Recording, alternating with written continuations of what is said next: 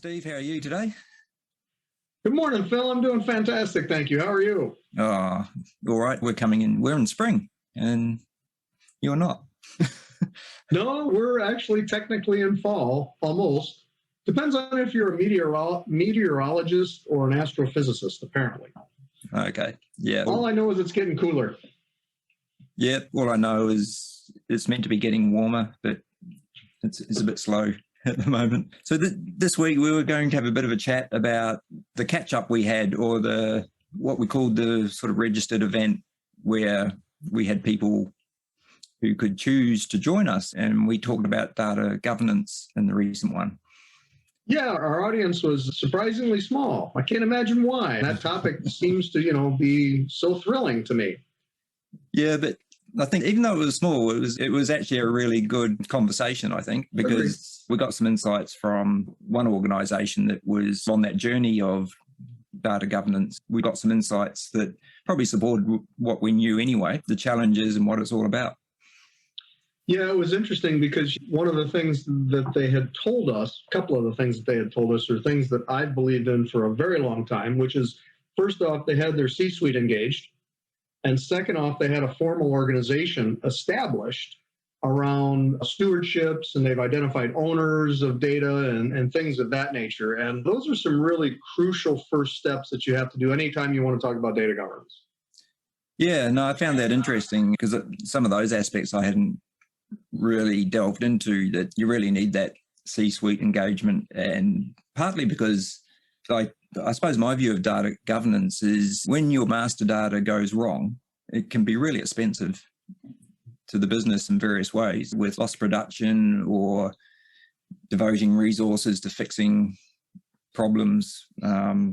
It's a cost that it's invisible. It's basically taking resources away perhaps from other more business crucial things. And if you can't answer the questions that your customers have because your data is garbage, that also costs you money, because those customers will go somewhere else to people who can answer those questions. And I think I made the comment in that conversation where when we talk about C-suite engagement, it's not just, go do data governance and have a nice day, see you later, goodbye. Because people don't like rules, and human nature being what it is, people will break rules, sometimes not knowing that they're breaking them, and other times deliberately that they're breaking them. And the comment that I made was, if you're not willing to fire somebody over the fact that they screwed up your data, you're not going to have data governance. It needs to be at that level. That doesn't mean you fire them the first time they screw up, because people screw up. I screw up all the time. But when there's a pattern, and that leads us to the types of data governance. There's passive data governance, where you're reacting after the fact. So somebody entered some data and you're monitoring it, and you say, oh yeah, you did that wrong, let's change this. And there's active data governance, where you have a piece of software in front of the people that are entering the data, and it enforces your business rules as they enter the data. Yeah, and that's the trick. That can be a really tricky thing to actually implement. I think some of that upfront validation, because your data sources can be many and varied, and getting that control across everything is probably difficult. The reality is you want the control before you enter it into the system of record. So let's pick on SAP. I'm not going to go down the other systems of record. Let's just pick on SAP as the ERP system. SAP has a product called Master Data Governance, and it does this active data governance extremely well for things like the business partner. It does it extremely poorly for variant configuration objects. In fact, it doesn't do it at all for variant configuration objects. Yeah. So that's the challenges of having a unified governance. Some of the tools only look after particular parts. There has to be ways around how you control that. And I think that's probably the challenge. Yeah, before we go, I hammered SAP on their master data governance software, and that's on the active side. On the reactive side, they do have two pieces of software that actually can be made to work with VC objects. And one of them is data services, which actually they want you to use to migrate from ECC to S4 anyway.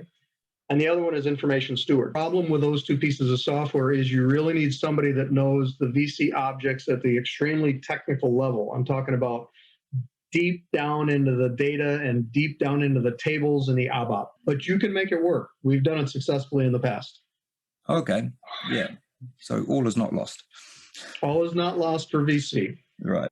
People will claim that the PDR, the Product Data Replication Workbench, can do data governance, but the reality of it is that software is just a replicator. It's not a governor. Yeah, no, I think that's true. But I think the other point that you mentioned at the start is having stewardship, dedicated people. That's their job to look after the data. And I suppose the parallel I see for that is most organizations these days have dedicated people looking after safety of people in the workplace and reporting incidents and root cause analysis and improvements and taking ideas, all that sort of thing. And to me, like, data governance is like that. You need those dedicated people who embedded to be, like you say, be the stewards of the data and always look for improvement and look for risk or whatever in the data processes.